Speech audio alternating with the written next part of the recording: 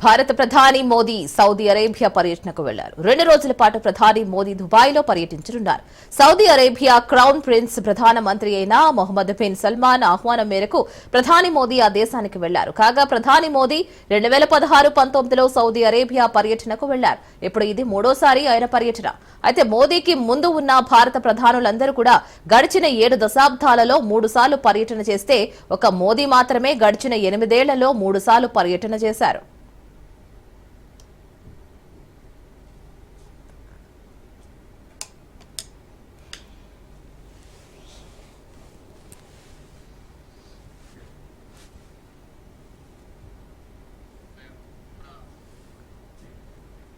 Modi crown prince ఇరు దేశాల strategic short partnership council సమావేశంలో పాల్గొంటారు. ఆర్థిక, రక్షణ, మీడియా, వినోదం, ఆరోగ్యం, పర్యాటక రంగాలపై చర్చలు జరుపుతారు. భారత్, సౌదీ అరేబియా మధ్య తొలిసారిగా ఉమ్మడి ఆయుధ తయారీపై ఒప్పందం కుదిరే అవకాశం ఉంది. ఇరు దేశాల మధ్య రక్షణ సహకారం పెరిగింది. ఇరు దేశాల సైన్యాలు సంయుక్తంగా యుద్ధ విన్యాసాలు నిర్వహిస్తున్నాయి. ప్రాంతీయ, అంతర్జాతీయ సమస్యలపై కూడా చర్చలు జరపనున్నారు.